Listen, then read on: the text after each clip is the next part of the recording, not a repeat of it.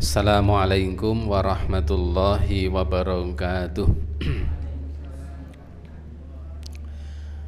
Innal hamdalillah nahmaduhu wa nasta'inuhu wa nastahdi wa natubu ilaih wa na'udzu billahi min syururi anfusina wa sayyiati a'malina may yahdihillahu fala mudhillalah wa may yudlil fala hadiyalah. Ashhadu an la ilaha illallah wahdahu la syarikalah wa ashhadu anna Muhammadan abduhu wa rasuluh. Allahumma salli wa sallim wa barik ala nabiyyina Muhammadin wa ala alihi wa ashabihi wa man tabi'ahum bi ihsanin ila yaumiddin. Wa qalu subhanaka la ilma lana illa ma 'allamtana innaka antal alimul hakim. Allahumma anfa'ni bima 'allamtani wa 'allimni ma yanfa'uni warzuqni ilman yanfa'uni. Ibu bapak sekalian, para jamaah rahimakumullah, alhamdulillah, marilah senantiasa kita haturkan syukur kita kehadirat Allah Subhanahu wa ta'ala. Malam hari ini Allah ta'ala senantiasa berkenan melimpahkan nikmat serta karunia-Nya kepada kita semuanya. Kita bersyukur malam hari ini kita bisa bersama-sama melaksanakan ibadah salat maghrib di Masjid Al-Manar ini, yang tentunya kita bersyukur karena kita bisa melaksanakan dengan berjamaah, dan kita selalu memohon kepada Allah Subhanahu wa ta'ala agar supaya ibadah salat maghrib yang sudah kita laksanakan ini diterima di sisi Allah Subhanahu wa ta'ala. Salawat dan salam tidak lupa semoga tercurah atas Nabi Yuna Muhammad sallallahu alaihi wa alihi wasallam, yang semoga terlimpah pula kepada seluruh keluarganya dan semua umatnya yang senantiasa istiqomah dengan dinullah ini sampai hari kiamat kelak.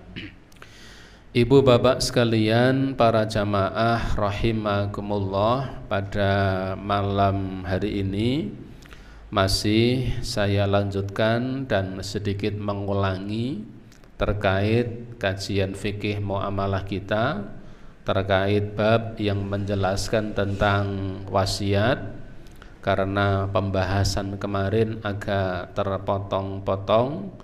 Maka pada malam hari ini kita lengkapi, kita sedikit ulang kembali terkait tentang wasiat ini.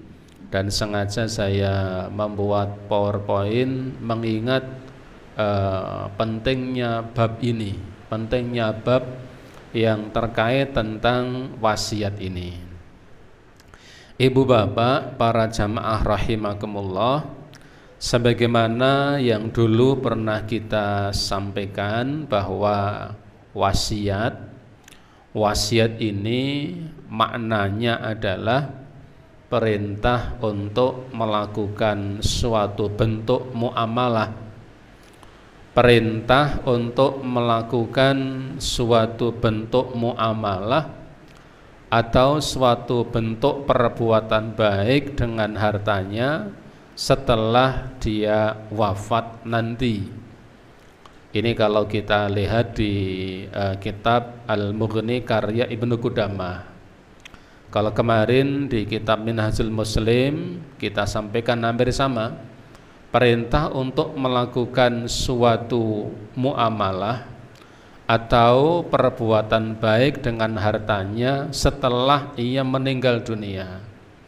Kalau muamalah bisa jadi dilakukan ketika masih hidup, tetapi terkait dengan harta, maka terlaksananya perintah itu adalah setelah seseorang meninggal dunia. Oleh karenanya wasiat ini bisa berupa dua bentuk.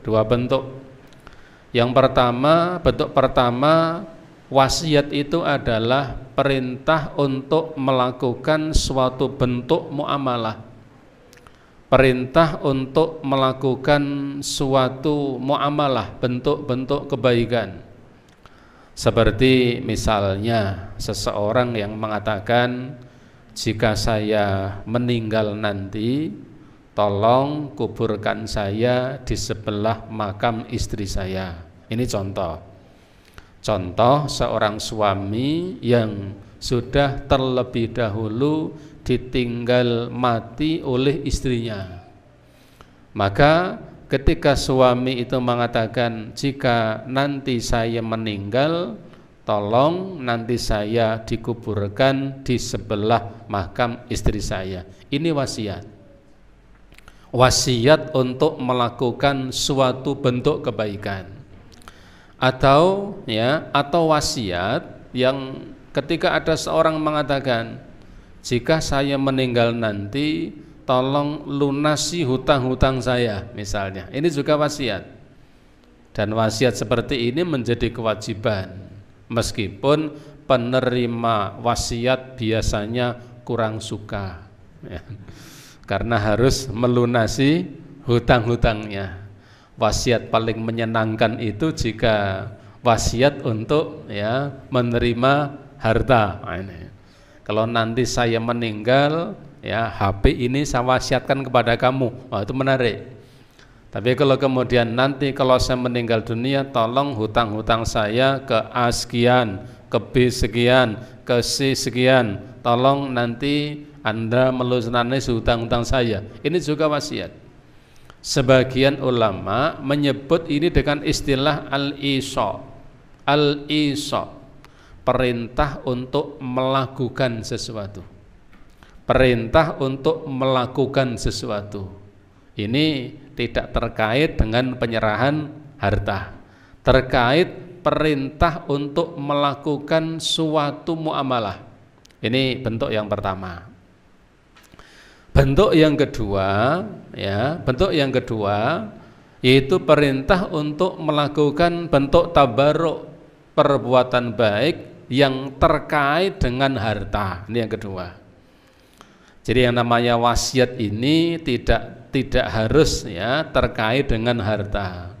Kalau yang pertama, perintah untuk melakukan kebaikan. Contoh misalnya ada seseorang mengatakan, nanti kalau saya meninggal dunia, tolong jenazah saya diurus dengan tata cara yang sesuai dengan sunnah. Ini penting untuk disampaikan. Lebih-lebih kalau kemudian di antara kita tinggal di sebuah lingkungan yang kebetulan lingkungan itu belum begitu mengenal tentang sunnah, tentang tata cara pengurusan jenazah. Dan wasiat seperti itu, wasiat seperti itu nanti akan menengarai perselisihan ketika ada seseorang meninggal dunia yang kebetulan barangkali dia tinggal di tengah-tengah komunitas yang belum begitu tahu tentang tata cara pengurusan jenazah. Sering jadi rebutan. Maka wasiat itu menjadi apa? Wasiat itu menjadi penengah ketika terjadi sebuah konflik. Dan yang seperti ini bukan hanya satu dua, sering terjadi. Ketika ada seseorang meninggal dunia, cenderung ada istilahnya rebutan, ngopeni jenazah, nggo toto coros seperti apa. Wasiat ini salah satu perkara yang penting. Kalau nanti saya meninggal dunia, tulis wasiatnya, nomor 1 demikian, 2 demikian, 3 demikian, boleh. Dan wasiat seperti itu termasuk wasiat yang baik, wasiat yang baik. Ini oleh para ulama sering disebut dengan istilah al-isa, perintah untuk melakukan sesuatu setelah dia meninggal dunia. Yang kedua, baru wasiat yang terkait tentang harta. Perintah untuk melakukan tabarruk, perbuatan baik yang berkaitan dengan harta. Ini baru yang kedua. Biasanya wasiat ini lebih identik pada yang kedua, padahal yang pertama juga wasiat. Pertama ini wasiat, yang kedua juga wasiat. Seperti seseorang yang mengatakan, jika saya meninggal nanti, maka tanah milik saya di tempat A saya wakafkan untuk masjid. Ini wasiat. Kalau nanti saya meninggal dunia, tanah milik saya yang ada di seberang jalan raya itu nanti saya wakafkan untuk masjid. Itu wasiat. Dan kalau wasiat ini terkait dengan harta, ada catatan nanti, ada khusus tentang masalah wakaf. Kalau ingin wasiat tentang wakaf, maka perhatikan akad itu tidak menyusahkan orang yang diwasiati. Jadi akad itu tidak menyusahkan. Contoh begini, sudah ada masjid besar misalnya, kebetulan kita punya tanah misalnya, ya terpaut misalnya 40 meter dari masjid, ada tanah kosong. Wasiatnya apa? Kalau nanti saya meninggal dunia, tanah ini saya wakafkan untuk dibangun masjid. Wah, ini problem itu nanti. Ya, jadi ini perlunya kita semua punya pengetahuan yang saksama, mau untuk menerima masukan, karena barangkali seandainya misalnya diwakafkan untuk masjid, kalimatnya untuk masjid, bukan untuk dibangun masjid. Itu kalau di akta ikrar wakaf sering disebut dengan istilah, dengan diluruskan dengan kalimat untuk kemakmuran atau kemaslahatan masjid. Karena sering terjadi orang wakaf itu yang nerima wakaf kerepotan. Misalnya dia punya sebidang tanah di pinggir jalan raya, kebetulan kanan kirinya sawah semuanya. Kemudian dia saya ingin wakaf tanah ini untuk masjid. Lah sing rek nyoba sapa ini? Jadi ini perlu satu pemahaman. Nah, yang kedua ini contoh orang yang berwasiat, kalau saya meninggal nanti, maka tanah milik saya di tempat A saya wakafkan untuk kemakmuran masjid misalnya. Ini wasiat. Kalau saya meninggal nanti, maka uang saya sebesar 50 juta tolong diberikan ke panti asuhan B misalnya. Ini juga wasiat. Wasiat yang terkait tentang harta. Jadi wasiat ini secara umum ada dua. Pertama, wasiat untuk melakukan sesuatu setelah ia nanti meninggal dunia. Artinya untuk dilakukan setelah meninggal dunia. Yang kedua, wasiat terkait tentang harta, menyerahkan sebidang harta, menyerahkan suatu harta, entah itu tanah atau uang, untuk diberikan, dan kepemilikan itu nanti akan lepas, diberikan pada penerima kapan? Setelah ia meninggal dunia. Itu namanya wasiat. Kalau diberikan ketika masih hidup, itu namanya hibah. Saya berikan tanah ini untuk misalnya untuk lembaga pendidikan, untuk SD, untuk masjid, tetapi memberikannya ketika masih hidup, itu namanya hibah. Pemberian di kala masih hidup saya berikan. Saya wakafkan sekarang tanah ini untuk masjid, itu namanya wakaf. Tanah ini saya berikan ke masjid nanti kalau saya sudah meninggal dunia, berarti itu wasiat. Jadi pernik-pernik ini perlu kemudian ada apa ya? Ada batasan-batasan untuk supaya memahaminya mudah. Kenapa? Berkonsekuensi hukum yang berbeda antara wakaf, kemudian hibah, kemudian wasiat. Apalagi nanti dengan waris tambah untel-untelan lagi. Maka kita urai sedikit demi sedikit supaya itu menjadi jelas. Baik, Ibu Bapak rahimakumullah, selanjutnya anjuran untuk membuat wasiat. Ya, pendapat yang rajih, yang terkuat di antara pendapat para ulama bahwa wasiat itu hukumnya adalah sunnah, bukan wajib. Meskipun zahir ayat ini, ya, zahir ayat ini secara tekstual memberikan gambaran seakan-akan wasiat itu adalah wajib. Coba kita lihat, ya, surat Al-Baqarah ayat 180. Allah mengatakan, a'udzubillahi minasyaitonirrajim, kutiba alaikum. Kutiba itu artinya diwajibkan. Diwajibkan. Kutiba alaikum idza khadara ahadakumul mautu. Diwajibkan atas kalian apabila seseorang di antara kamu, ya, mendapati tanda-tanda akan datangnya kematian, ya, in taraka khairanil wasiyatu, jika ia meninggalkan harta yang banyak, hendaklah ia berwasiat untuk ibu, bapak, karib kerabatnya, bil ma'rufi, dengan cara ma'ruf, haqqan 'alal muttaqin, ini adalah kewajiban bagi orang-orang yang bertakwa. Ayat ini turun sebelum turun terkait hukum waris. Jadi ini ada kalimat, ada wasiat untuk orang tua, untuk ibu bapak, kaum kerabat.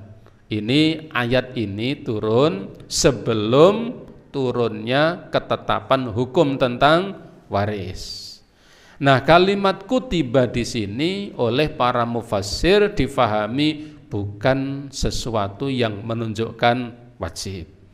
Apalagi ketika sudah turun ayat yang terkait masalah hukum waris. Rasulullah SAW dalam hadis dari Abdullah bin Umar juga mengatakan, ma haqqu mri'in muslimin lahu syai'un yuridu ayyusiya fihi yabitu lailataini illa wa wasiyatuhu maktubatun indahu. Tidak layak bagi seorang muslim melewati 2 malamnya padahal dia memiliki sesuatu untuk diwasiatkan, kecuali wasiat itu sudah tertulis di sisinya. Artinya begini, kalau ada seorang mukmin, dia ingin mewasiatkan tentang harta atau ingin mewasiatkan tentang suatu kebaikan, semenjak dia punya keinginan itu, saya ulangi, semenjak ia punya keinginan itu, maka mestinya wasiat itu sesegera mungkin untuk ditulis. Jangan sampai melewati 2 malam ketika dia ingin menulis wasiat itu. Kenapa? Karena seorang mukmin tidak tahu kapan kematian itu datang. Barangkali dia ingin menulis suatu wasiat tapi ditunda-tunda. Sebelum wasiat itu ditulis, sementara itu perkara yang penting ternyata sudah kadung meninggal dunia, maka keinginan untuk membuat wasiat maka menjadi tidak terlaksana. Maka Rasulullah mengatakan seperti itu, tidak layak seorang muslim, tidak layak bagi seorang muslim ketika dia punya keinginan untuk membuat wasiat, kemudian wasiat itu ditunda-tunda sampai lebih dari 2 malam. Mestinya 2 malam setelah ia punya keinginan untuk membuat wasiat, wasiat itu sudah tertulis dan tersimpan. Ini anjuran dari Nabi sallallahu alaihi wasallam terkait, ya, masalah wasiat ini. Syekh bin Baz, ya, rahimahullah, dalam fatwa Nurul Alat Ad-Darbi, Ya, beliau menjelaskan bahwa hadis ini menunjukkan bahwa disyariatkan untuk bersegera dan tidak menunda-nunda menulis wasiat ketika memang ada perkara yang akan diwasiatkan, kata beliau. Jadi kalau ada seseorang ingin membuat wasiat, maka wasiat itu segera ditulis, jangan ditunda-tunda. Mestinya tidak melampaui 2 malam setelah dia punya keinginan untuk membuat wasiat, melainkan wasiat itu sudah tertulis. Beberapa waktu yang lalu ada seseorang ke rumah saya, ya kira-kira 1 bulanan, ya kemudian beliau menyerahkan tulisan-tulisan untuk minta dilihat tentang kula jal damel wasiat kalih anak kula bener napa dereng, kan begitu. Sampaikan ya sudah bagus ya wasiatnya.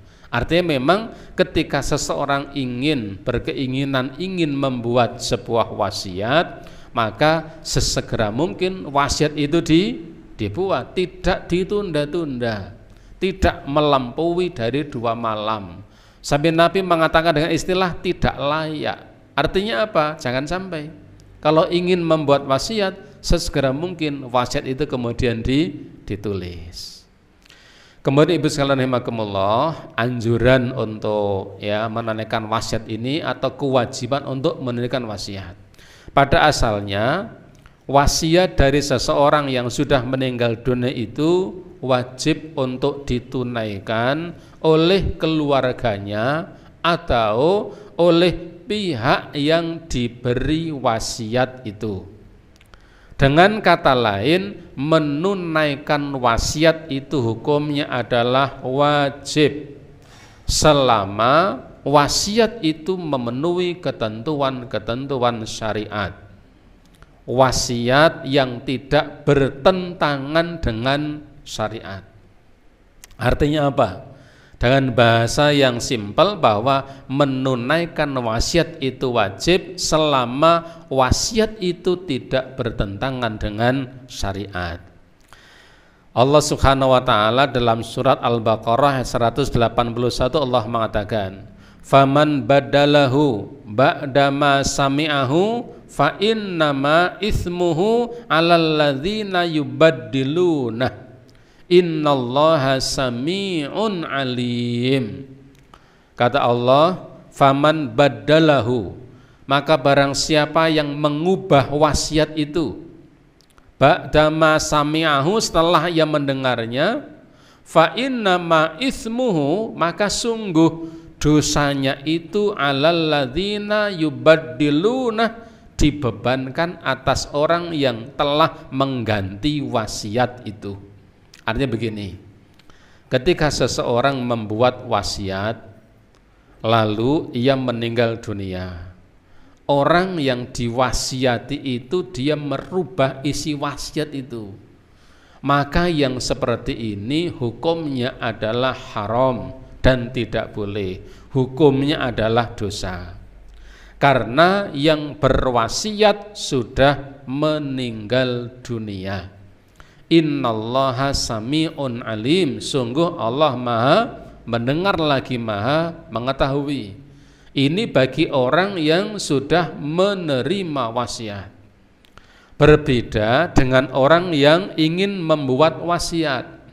Ketika ada seseorang telah menulis wasiat, lalu sebelum ia meninggal dunia, karena melihat kemaslahatan tertentu, ia boleh untuk membatalkan wasiatnya, boleh untuk merubah wasiatnya, boleh untuk dua itu, boleh untuk merubah wasiatnya, boleh untuk membatalkan wasiatnya jika ia masih dalam keadaan hidup.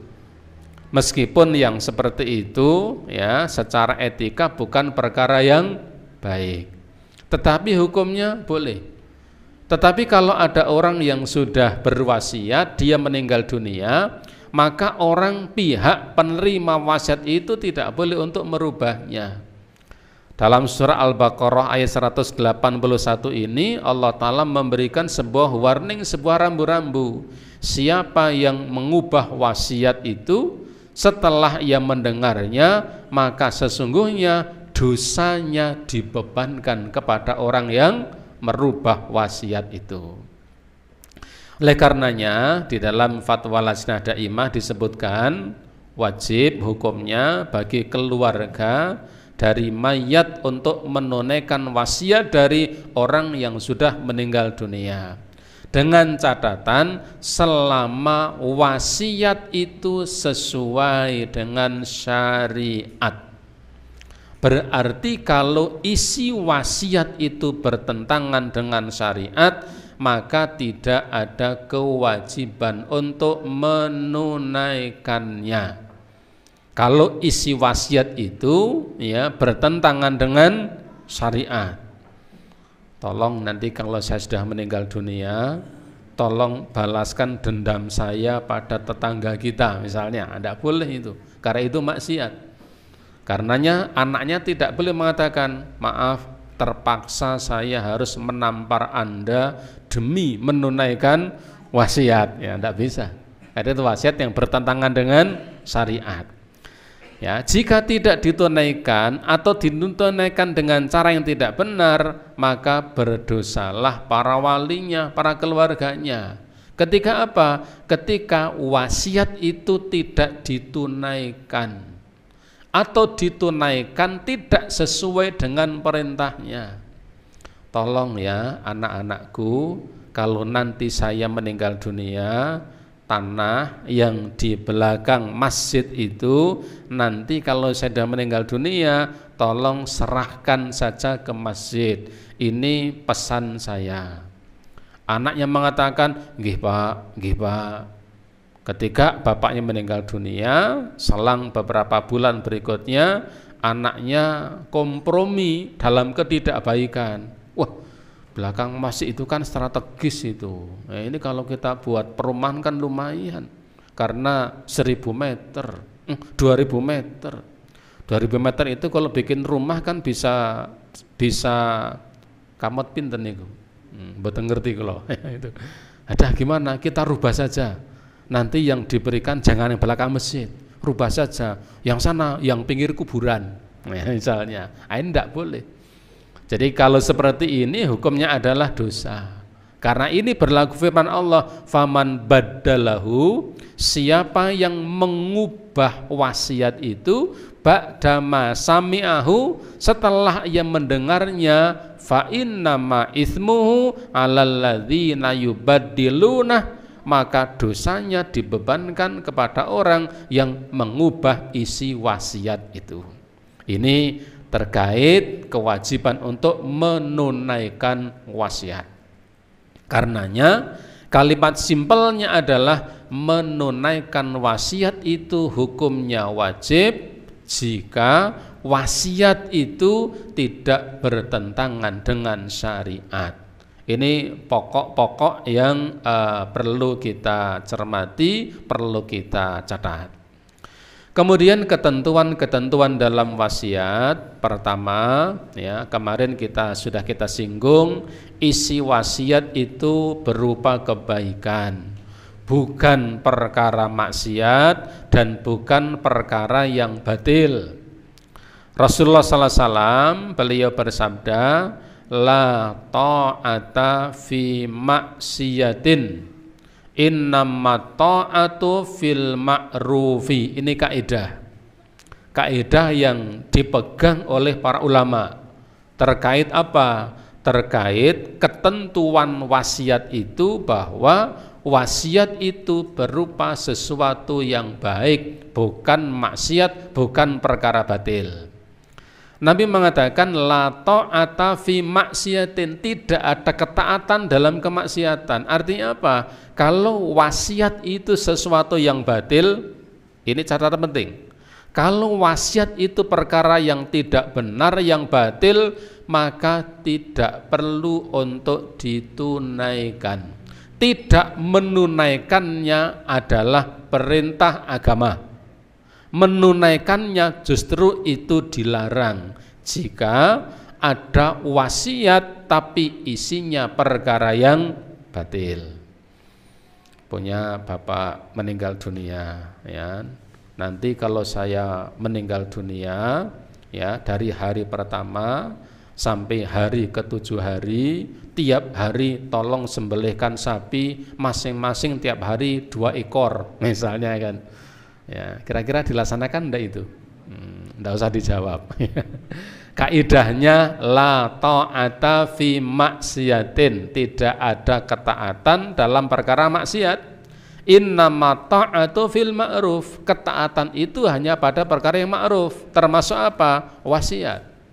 Kalau wasiat itu isinya adalah perkara maksiat, maka tidak perlu untuk ditaati.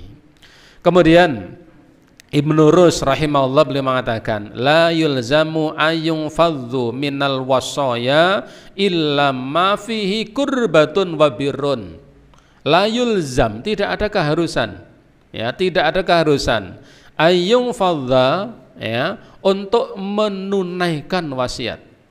Tidak wajib menunaikan wasiat illa ma fihi kurbatun wa birrun, kecuali jika isi wasiat itu adalah kurbah.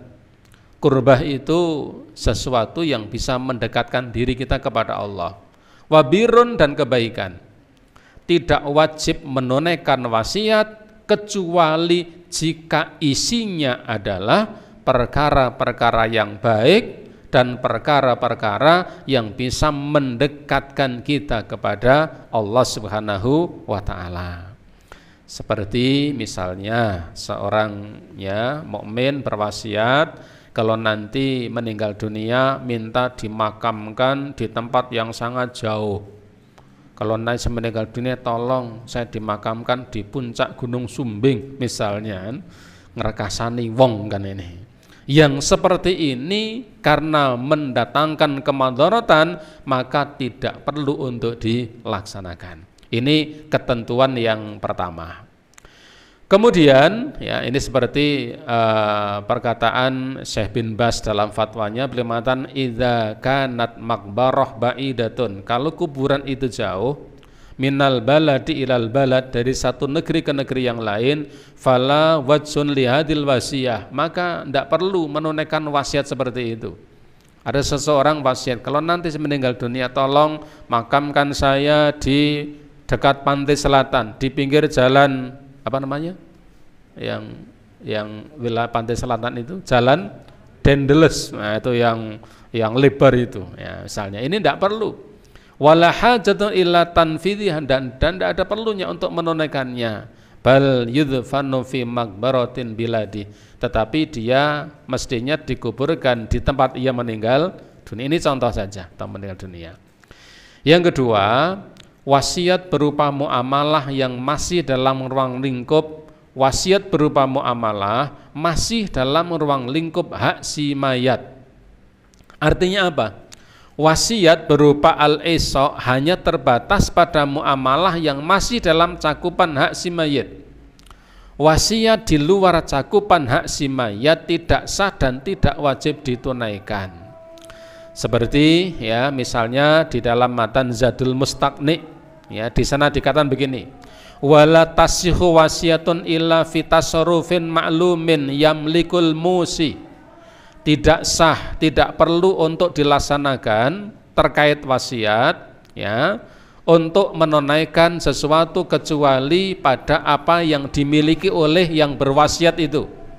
Kaqadha'i dainihi, seperti menunaikan hutangnya, wa tafriqatan thulutsahu, atau memisahkan 2/3 hartanya, wa nadharul lisigori, untuk mengurus anaknya, wala tasyihu bima la yamlikul musi. Tidak sah seorang berbuat atau memerintahkan untuk menunaikan wasiat kecuali perkara yang memang itu masih dalam ruang lingkupnya orang yang berwasiat itu. Artinya kalau dia mewasiatkan sesuatu di luar kepemilikannya, ya tidak perlu untuk ditunaikan. Ya, ini seperti yang beliau sampaikan. Seperti seseorang yang berwasiat kepada tetangganya untuk menjual rumah si tetangga tersebut, tidak boleh ini. karena itu di luar ruang lingkup orang yang berwasiat itu. Ya, karena rumah si tetangga di luar hak dari si mayit itu, sehingga wasiat ini tidak sah dan tidak wajib ditunaikan karena di luar kewenangan orang yang membuat wasiat itu. Ini yang kedua. Yang ketiga, wasiat harta tidak boleh lebih dari sepertiga total harta. Ini yang kemarin kita sampaikan ya, dari Sa'ad bin Abi Waqqas. Beliau berkata, taskaitu bi Makkah sakwan sadidan. Suatu hari di Makkah saya dalam keadaan sakit yang parah. Faja'anin Nabiyyu sallallahu alaihi wasallam ya'uduni. Ketika itu Nabi datang menjengukku. Fakultu, maka aku berkata, ya Nabi Allah, wahai Rasulullah, inni atruku malan, sungguh saya ini meninggalkan banyak harta. Wa inni lam atruk illa ibnatan wahidatan, dan saya tidak meninggalkan ahli waris kecuali ibnatan wahidatan, hanya anak putri satu. Fa'usi bithulutsai mali wa atruku thulutsa. Bolehkah aku berwasiat dengan 2/3 hartaku dan aku menyisakan 1/3-nya saja? Qala, Nabi mengatakan, la, tidak boleh. Jadi ketika itu Sa'ad bin Waqqas mengatakan begitu, harta saya banyak dan saya hanya punya ahli waris satu, anak perempuan. Bolehkah saya berwasiat dengan 2/3 hartaku dan saya hanya menyisakan 1/3-nya saja? Nabi mengatakan, la, tidak boleh. Qultu, maka aku bertanya lagi, fa'usiya bin nisfi wa atrukin nisfa. Bagaimana kalau saya berwasiat separuhnya, lalu saya menyisakan separuhnya saja? Separuh saya wasiatkan, separuh saya tahan. Ya. Kalau Nabi mengatakan, la, tidak boleh. Qultu, maka aku bertanya lagi, fa'usiya bi thuluthi wa atruku ila thulutsain. Bagaimana kalau saya berwasiat 1/3-nya saja, lalu saya tahan, saya sisakan untuk saya 2/3-nya? Qala, Nabi mengatakan, ats-tsulus wa tsulusu katsir. Ya sudah, boleh kalau 1/3 saja, karena 1/3 itu sudah banyak. Lalu Nabi mengatakan, kalau kamu meninggalkan ahli warismu dalam keadaan memiliki dan dia berharta, itu lebih baik dibanding kamu meninggalkan mereka dalam kondisi tidak berharta dan menjadi tanggungan banyak orang. Namun begini, boleh sebenarnya memberikan wasiat harta lebih dari 1/3 total harta itu jika diizinkan oleh ahli warisnya atau karena dia tidak memiliki ahli waris, boleh. Jadi kalau ada seseorang ingin berwasiat seluruh hartanya, dia menulis wasiat, kalau saya meninggal dunia, separuh harta saya kasihkan ke masjid, boleh. Kalau diizinkan oleh seluruh ahli warisnya. Atau barangkali jika seseorang tidak punya ahli waris, karena dia tidak punya ahli waris, misalnya ada seseorang Allah takdirkan dia tidak punya keturunan, kebetulan dia mengangkat anak, adopsi. Sampai kapanpun anak angkat itu tidak bisa mendapatkan warisan. Kebetulan karena seseorang tidak punya keturunan, lalu dia mengadopsi anak. Berapa anaknya? 3 misalnya. Kemudian ketika dia meninggal dunia, sebelum meninggal dia membuat tulisan, membuat wasiat. Aku membuat wasiat, atau dituliskan wasiatnya bahwa harta peninggalan saya nanti yang ini saya berikan pada si A, yang ini berikan pada si B, yang ini diberikan pada si C, boleh. Status nanti ya, karena itu anak angkat, itu bukan menjadi warisan tetapi melaksanakan wasiat. Itu solusi. Karena ini menjadi ramai kalau tidak difahami. Ada seseorang misalnya dia berharta, kebetulan dia mengadopsi anak. Beberapa waktu yang lalu ada orang komunikasi ke saya seperti itu. Jadi ada seseorang dia tidak punya anak dan sawahnya luas karena petani. Ada 4 lokasi. Masing-masing lokasi itu lebih dari 6 kesuk. Ya, 6 kesuk itu saya tidak tahu kilometernya berapa ya. Jadi pokoknya luas dan kebetulan tidak punya anak. Karena tidak punya anak, kebetulan dia tidak membuat wasiat. Yang terjadi sampai sekarang kondisinya ramai karena beberapa familinya pulang ke rumah yang selama ini tidak pernah pulang. Kenapa? Harapannya dia nanti akan mendapatkan. Nah ini. Jadi sekali lagi wasiat ini saya ulangi lagi karena memang ini sesuatu yang penting. Barangkali keterangan malam ini melengkapi yang kemarin belum ada. Ini terkait tentang wasiat ya, tidak lebih dari 1/3 total harta, tetapi sebenarnya itu boleh jika diberi izin oleh ahli warisnya atau barangkali seseorang tidak punya ahli waris. Seperti di dalam fikih muyassar ya, di sana disebutkan bahwa wasiat tidak sah jika melebihi 1/3 total harta bagi mayit yang memiliki ahli waris. Berdasarkan hadis Sa'ad bin Abi Waqqas di atas, kecuali jika semua ahli waris mengizinkan hal itu. Apabila si mayit ya tidak memiliki ahli waris, maka boleh mewasiatkan seluruh hartanya. Seseorang yang tidak punya ahli waris boleh mewasiatkan seluruh hartanya. Kalau dia punya ahli waris, boleh lebih dari 1/3 hartanya jika diizinkan oleh ahli warisnya. Jika tidak diizinkan, maka maksimalnya adalah hanya 1/3 itu. Contoh misalnya, ada seseorang meninggal dunia, dia punya ahli waris dan punya harta, dan dia buat wasiat. Kebetulan wasiatnya melebihi dari 1/3-nya. Maka nanti menunaikan wasiat itu, jika ahli warisnya tidak mengizinkan, maksimalnya hanya 1/3 dari total harta yang ia miliki. Ibu bapak, kita jeda azan dulu karena sudah ada yang mengumandangkan azan.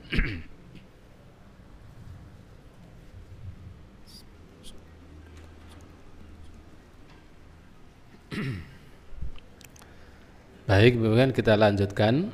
Jadi kemarin hanya kita sampaikan bahwa wasiat harta tidak boleh lebih dari 1/3 dari total harta. Sebenarnya tadi kita sampaikan bahwa melebihi dari 1/3 ini hukumnya adalah boleh jika dia punya ahli waris dan ahli warisnya mengizinkan. Kalau seseorang tidak punya ahli waris, maka dia boleh untuk menuliskan wasiat berupa seluruh dari harta yang ia miliki jika dia tidak punya ahli waris. Kemudian yang keempat, ahli waris tidak boleh menerima wasiat. Sebagaimana sabda Nabi sallallahu alaihi wasallam, innallaha qad a'ta kulladzi haqqin haqqah fala wasiyata liwarithin. Sesungguhnya Allah telah memberikan hak setiap orang yang berhak untuk mendapatkannya, maka fala wasiyata liwarithin, maka tidak boleh ada harta wasiat bagi ahli waris.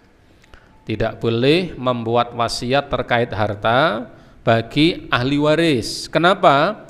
Karena ahli waris nanti dia akan mendapatkan warisan.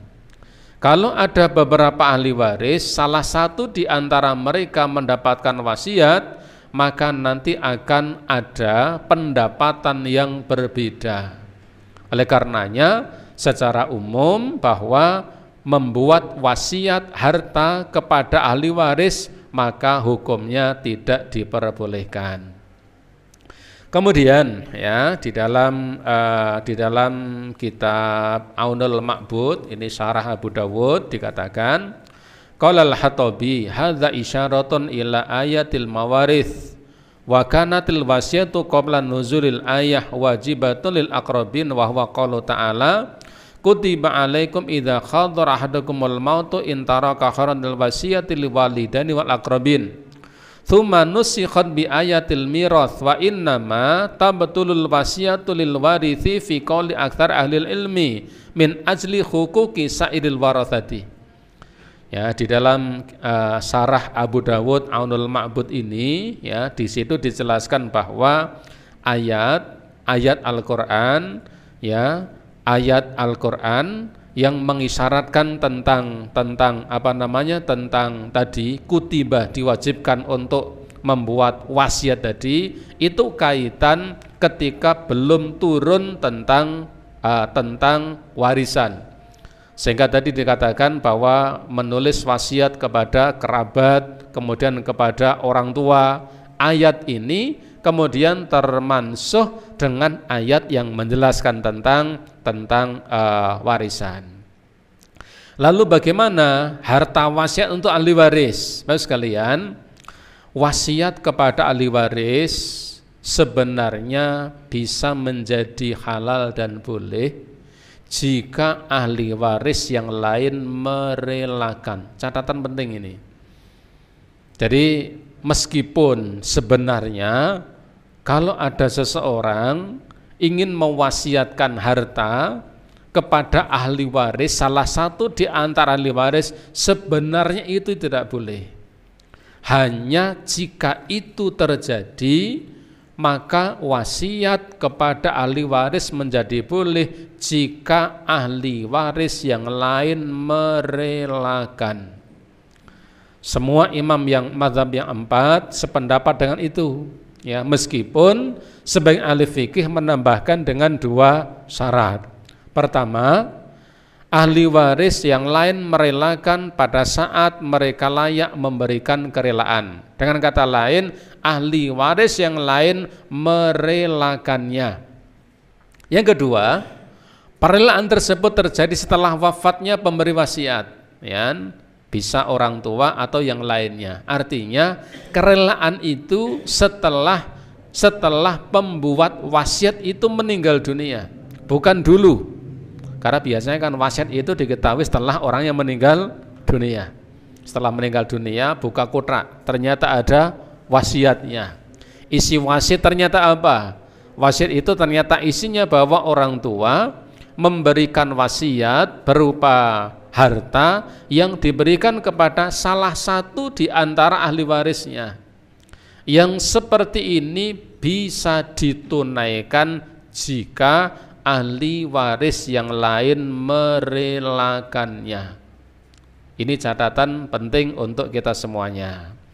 Meskipun sebenarnya yang seperti ini perlu untuk dihindari. Tetapi kadang misal orang tua tahu punya 3 anak, yang 2 ini dari sisi ekonomi sudah bukan hanya sukses tapi SS, sangat sukses misalnya, ya. Yang 1 SS sulit sekali misalnya. Kemudian orang tua barangkali melihat salah satu di antara 2 anaknya itu perlu untuk mendapatkan tambahan. Ketika orang tua membuat wasiat, nanti kalau saya mati, yang itu ya tolong harta warisan dibagi secara baik, tapi untuk tanah yang itu tolong diberikan kepada fulan. Karena orang tua tahu yang saat ini perlu untuk ditolong. Jika terjadi seperti itu, wasiat itu boleh ditunaikan dengan kerelaan ahli waris yang lain. Tetapi orang tua sebaiknya tidak membuat seperti itu. Ya, karena apa? Karena Nabi sudah mengatakan tidak ada wasiat bagi ahli waris. Nabi bersabda, la wasiyata liwarithin illa ayyujiza liwarithihi. Ini dalam Darul Qutni. Tidak boleh ada wasiat pada ahli waris kecuali ahli waris yang lain membolehkannya atau merelakannya. Hadis ini dikuatkan pernyataan sahabat yang mulia Abdullah bin Abbas radhiyallahu anhu, beliau mengatakan la tajuzu wasiyatan liwarithin illa ayyasha al-warithata. Tidak boleh wasiat diberikan kepada ahli waris kecuali ahli waris yang lain merelakannya. Tetapi yang terjadi biasanya tidak merelakan. Dan yang terjadi biasanya menjadi sesuatu yang ramai, jadi sengketa, bahkan jadi permusuhan di kalangan ahli waris karena salah satu di antara mereka ya bersikukuh ingin melaksanakan wasiat orang tuanya yang memberikan sebagian hartanya untuk anaknya yang menjadi ahli waris. Maka pada prinsipnya catatannya tadi ya tidak boleh wasiat itu diberikan pada ahli waris. Jika itu terjadi tanpa sepengetahuan anak-anaknya, boleh ditunaikan dengan catatan ahli waris yang lain merelakannya. Jika tidak merelakan maka tidak boleh dilakukan. Berlaku kaidah la ta'ata fi maksiyah. Tidak ada ketaatan pada kemaksiatan. Ketaatan itu hanya pada perkara-perkara yang baik. Kemudian ya, bila kerelaan itu terjadi dari sebagian ahli waris saja, bagaimana? Anaknya 3. Kemudian orang tua membuat wasiat, harta ini tolong berikan pada anak yang paling ragil karena ekonominya keteteran misalnya. Yang 2 tidak diberi wasiat. Nah, 2 ini yang satu merelakan, yang satu tidak merelakan. Solusinya bagaimana? Jika kerelaan itu dari sebagian ahli waris saja, maka penerima wasiat mendapatkan bagian sesuai dengan bagian yang direlakan. Yang tidak merelakan ya tidak usah dipaksa. Tapi ini jika terjadi seperti itu, ini solusi saja. Ya, jadi kalau misalnya ada wasiat dari orang tua membuat wasiat kepada salah satu di antara ahli warisnya, sementara ahli waris yang lain ada yang tidak merelakan, maka nanti bagian itu diambilkan dari yang merelakannya. Yang tidak merelakan maka dia tidak boleh dipaksa untuk merelakan, karena memang pada prinsipnya tidak ada wasiat bagi ahli waris. Ibnu Qudamah dalam Al-Mughni mengatakan seperti itu. Jika seorang pemberi waris mewasiatkan harta kepada ahli warisnya, lalu disetujui oleh sebagian ahli waris saja, maka wasiat itu sah pada bagian yang mendapat persetujuan tersebut. Dan bagian yang tidak mendapatkan persetujuan dari ahli waris yang lain, maka itu menjadi tidak sah. Jika itu terpaksa kemudian terjadi. Yang kelima, ini catatan yang terakhir, wasiat ditunaikan sebelum pembagian warisan dan setelah melunasi hutang. Ini catatan penting juga. Wasiat segera ditunaikan sebelum pembagian warisan dan setelah melunasi hutang. Berarti urut-urutannya apa? Kalau ada seseorang meninggal dunia, yang pertama kali diselesaikan adalah hutangnya, meskipun sampai menghabiskan harta warisannya. Itu kaidahnya. Jadi kalau ada seseorang meninggal dunia, kebetulan dia punya hutang, maka hutang itu harus diselesaikan terlebih dahulu, meskipun sampai menghabiskan seluruh hartanya. Setelah hutangnya selesai, maka tunaikan wasiatnya. Ketika hutang sudah ditunaikan, wasiat sudah ditunaikan, maka tirkahnya atau sisanya itulah yang disebut sebagai warisan. Jadi warisan itu yang paling akhir. Hutang sudah diselesaikan, wasiat sudah ditunaikan, sisa harta dari pembayaran hutang dan menunaikan wasiat itulah yang dibagi-bagikan kepada ahli waris. Karena memang harta itu milik orang yang meninggal tadi. Maka ketika hutang, maka hutangnya harus diselesaikan dengan menggunakan harta yang ada. Kalau dia tidak punya harta, maka dia membuat wasiat agar ada seseorang yang menyelesaikan wasiatnya. Ini sebagaimana secara jelas ya dijelaskan oleh firman Allah Ta'ala ketika menjelaskan tentang ketentuan waris, min ba'di wasiyatin yusi biha audain. Warisan itu dibagikan setelah menunaikan wasiat yang diwasiatkan oleh mayit atau setelah melunasi hutang mayit. Jelas ini An-Nisa ayat yang ke-11. Ayat ini ya jarang difahami padahal ini ayat Al-Qur'an. Ya, jadi Allah mengatakan mim ba'di wasiyatin yusi biha audain. Pembagian warisan itu dilaksanakan setelah menunaikan wasiat yang diwasiatkan atau setelah menyelesaikan hutang-hutangnya atau setelah menyelesaikan kedua-duanya jika punya kedua-duanya.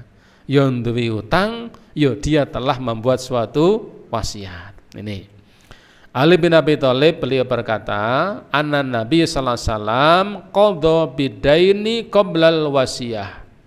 Rasulullah sallallahu alaihi wasallam beliau biasa menunaikan hutangnya sebelum wasiatnya.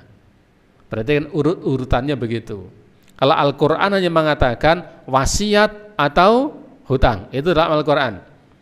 Warisan dibagikan ya setelah ditunaikan wasiat atau hutang. Nabi menjelaskan hutang dulu baru kemudian wasiat. Karena wasiat itu ditunaikan setelah hutang-hutangnya terpenuhi. Karena wasiat itu tabarruk sunnah, sedangkan hutang itu perkara yang wajib. Ya, jadi Nabi membuat urutan seperti itu, ya, hutang dulu baru kemudian wasiatnya. Dalam fikih muyasar disebutkan juga hutang dan kewajiban-kewajiban syar'i lainnya seperti zakat, haji dan kafarat yang tertunda lebih didahulukan daripada menunaikan wasiat. Bahkan ini lebih banyak lagi kalau di fikih muyasar, ya. Jadi ada wasiat, ada hutang. Kemudian harta yang belum zakati dulu, ya. Atau kemudian dia punya kafarat, ya, kafaratnya ditunaikan dulu. Atau dia punya nazar ingin haji, ya, tapi belum terlaksana, sementara dia orang yang kaya, maka nazarnya tunaikan dulu, karena menyangkut hal-hal yang wajib. Jadi kalau dalam fikih muyasar semakin mengembang. Kalau dalam Al-Quran hutang dan wasiat. Kalau dalam kitab fikih muyasar hutang, wasiat dan juga kewajiban-kewajiban syar'i lainnya. Dia pernah punya niat untuk haji, sementara dia mampu maka harus ada yang menghajikan. Kalau hartanya belum dizakati maka harus dizakati. Ini kalau dalam fikih muyasar. Kenapa? Itu kewajiban-kewajiban yang menyangkut yang harus ditunaikan oleh orang yang meninggal tersebut. Ada tambahan mengganti atau mengurungkan wasiat. Orang yang sudah membuat wasiat boleh menggantinya atau mengurungkannya sebelum ia meninggal dunia. Ya, wis gawe wasiat gelo misalnya, ya, membatalkan boleh ndak? Boleh. Meskipun itu bukan etika yang baik dalam masyarakat. Karena wasiat adalah muamalah yang hukumnya mubah. Karena ia mubah, boleh dilakukan, boleh tidak dilakukan, boleh diurungkan. Sebagaimana Umar bin Khattab beliau mengatakan, ya, beliau mengatakan dalam satu riwayat, yughayyiru rajulu ma syaa fi wasiyatihi. Seseorang boleh mengubah wasiatnya sekehendak yang ia inginkan. Boleh merubah wasiatnya jika dia menginginkan. Artinya kalau seseorang itu sebelum meninggal dunia dia ingin merubah wasiatnya, itu perkara yang dibolehkan. Adapun mengganti wasiat setelah pembuatnya meninggal karena memandang ada maslahat yang lebih besar, ini diperselisihkan oleh para ulama. Ya, dan itu memang khilaf. Ada yang mengatakan boleh, ada yang tidak boleh. Jadi ada seseorang sudah meninggal dunia, kemudian dia berwasiat. Lalu orang-orang yang menerima wasiat itu merubahnya karena dipandang ada maslahatnya. Sebagian ulama mengatakan boleh, sebagian yang lain mengatakan tidak boleh. Contoh misalnya, ada seseorang berwasiat, ya, kalau nanti saya meninggal dunia, tanah di belakang madrasah itu tolong nanti serahkan ke madrasah untuk dibangun kelas, misalnya. Wasiatnya seperti itu. Ternyata madrasah berkembang, murid-muridnya banyak, dan ternyata madrasah itu belum punya masjid misalnya, sebagai sarpras bagi lembaga pendidikan. Maka penerima wasiat ketika mengatakan, nah, wasiatnya kan diberikan pada madrasah dan wasiatnya dibuat untuk dibangun kelas. Sementara kita tidak punya masjid, belum punya masjid, kita bangun saja masjid di tanah itu. Ini di antara para ulama terjadi perbedaan pendapat antara boleh dan tidak boleh. Jadi memang itu ada khilaf di kalangan para ulama. Kapan wasiat dipindahkan haknya? Wasiat tidak boleh dipindahkan haknya kepada orang yang diwasiati kecuali setelah yang berwasiat itu meninggal dunia dan telah dilunasi hutang-hutangnya. Kalau ada seseorang berwasiat, ya, ini kalau nanti saya meninggal dunia, tanah ini saya berikan kepada masjid misalnya, takmir tidak boleh memintanya sebelum orangnya meninggal dunia, karena ini wasiat. Jadi kalau wasiat jangan tergesa-gesa, ya. Termasuk etika anak. Kalau belum dikai warisan, jangan minta orang tua, Pak, kula mbok diwehi warisan. Tidak boleh. Warisan itu ketika sudah meninggal dunia. Kalau belum meninggal dunia namanya hibah, ya. Ini perkara sepele tetapi berdampak hukum. Wasiat itu akan berpindah haknya ketika apa? Ketika pembuat wasiat itu sudah meninggal dunia, sudah diselesaikan hutang-hutangnya. Kalau ternyata hutang-hutangnya menghabiskan seluruh hartanya, maka dengan sendirinya wasiat itu tidak bisa ditunaikan, karena tidak ada harta yang akan diwasiatkan. Dan ketika pembuat wasiat itu belum meninggal dunia, pihak yang menerima wasiat tidak boleh memintanya terlebih dahulu. Ya, terlalu semangat takmir masjidnya, sudah munduk-munduk, jenengan pumpung dereng sido, jenengan iso nekseni, ndak boleh, wame itu wasiat. Wasiat itu kan diberikan ketika sudah meninggal dunia. Ibu bapak, jamaah rahimakumullah, barangkali ini tambahan-tambahan beberapa keterangan yang kemarin belum sempat tersampaikan. Harapannya dengan tambahan-tambahan keterangan tadi menambah kelengkapan-kelengkapan dari bab wasiat yang pernah kita sampaikan pada waktu yang telah lalu. Sampai di sini semoga bermanfaat. Barangkali yang kami sampaikan ada yang kurang jelas. Bila ada pertanyaan kami persilahkan jika ada. Okay.